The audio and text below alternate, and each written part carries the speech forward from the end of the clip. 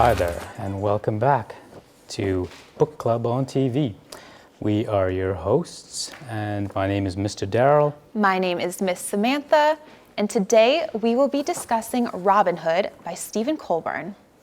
And this is for grades 7, 8, and 9. Let's begin.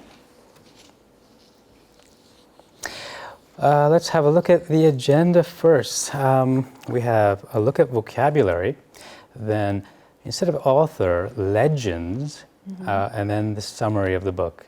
After that, we'll look at the characters, then the setting, the main themes, and finally, we will review what we learned, then go over a little homework. Our first vocabulary word is a word that we can use to describe our hero. That word is archer. Now, an archer is a person who shoots with a bow and arrow. Our next word is outlaw. This is a person who has broken the law but has not been caught. You could call him a criminal as well. And maybe someone becomes an outlaw because they do our next verb, which is to rob or to steal. And these words both mean to illegally take someone's property without their permission and without planning on returning it. Our next word is a noun, peasant. Peasant. This is a poor farm worker of low social status, usually used in the historical medieval sense. Our next word is tax. Taxes are money that you must pay to the government. From there we have a noun called justice. Now this is the quality of being fair and reasonable. Yes. Next we have morality. And morality is a system of values that determines if things are right or wrong, good or bad. From there, our last word is legality, which you should remember for later on with morality. Legality itself means the quality of following the law or something being legal or lawful. So keep all of these words in mind throughout our lesson. And let's begin now with talking about the legend. We're doing something a little different here. Instead of talking about the author, we'll do this. And the reason we're talking about the legend and not our author is because there really is no one author. Robin Hood is a traditional story or a folk tale told over and over again by countless people. Robin Hood has become a legend, which is a story that lies somewhere between myth and historical fact, and which is about a particular person or figure. Of course, this person is Robin Hood today. We can talk about the legend in more detail now, and I think I will talk about the original aspects, and maybe Samantha, you can look at the more modern. I would love to. Now, with the original tale of Robin Hood, you can first find references to it in the 14th century, although the story gets developed in the 15th century. In the earliest stories, Robin Hood is described as a criminal and a murderer, but very quickly the stories turn him into a more romantic hero, as we would understand that word. But he doesn't appear as a peasant hero in the beginning. He's more of like a society model. He's kind. He's in fact religious, and he's polite, and he hates greedy people. And now, over time, the legend grew, the characters and setting were established, new plays and poems were written by many different authors, all with their own adventures for Robin Hood to go on, though of course, they do follow a similar pattern. Now there are many popular films with their own version of Robin Hood, including one where Robin Hood is not just as clever as a fox, he actually is a fox. That's cute. It is. So our main takeaway of this legend section is that Robin Hood has been popular in English culture for about 650 years. Now, of course, we should see why he's so popular with our summary. Yes, let's get to it. The summary of Robin Hood. He begins by leaving home to travel to Nottingham, the town of Nottingham, where there's going to be an archery contest with a big prize that Robin Hood is certain he can win. On his way, he goes through Sherwood Forest and meets some royal guards who trick him into committing a crime. Now an outlaw, Robin Hood runs away and hides in the forest. He decides to begin a new life there. He meets and befriends other men who are also in difficult situations. He and this group, called the Merry Men, live by the philosophy that Robin shares with them, and today Samantha will share it with us. We will rob the rich to give to the poor. We will right wrongs when we can, and we will bring hope to people. We will fight these rich men's unfair laws. Because Robin and his merry men steal from the rich to give to the poor peasants, they are all outlaws who are wanted by the sheriff of Nottingham. But to learn if Robin Hood ever gets to the archery contest, if the sheriff ever arrests Robin Hood, or if Robin Hood is ever reunited with his loved ones from back home, you will just have to read the book yourself. No more spoilers. Can't wait to get to it. Yes. And of course, when you do read the book yourself, you'll meet some of the following characters. Let's get straight to them.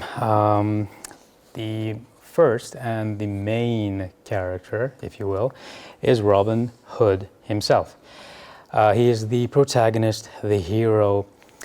He's very skilled in certain things, in archery, in swordplay initially, and disguise, which helps him become a better outlaw, I suppose.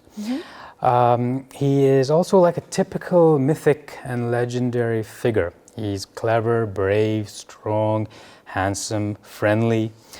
Now it's important to note that although he is an outlaw, the common people love him, and this is important because he helps them. So he's a hero. Yes. And it's not just the common people who love him.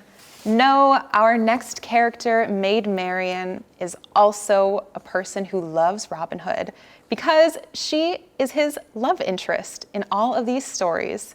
She's beautiful and kind, like many love interests are, but she's also confident, independent, and very clever.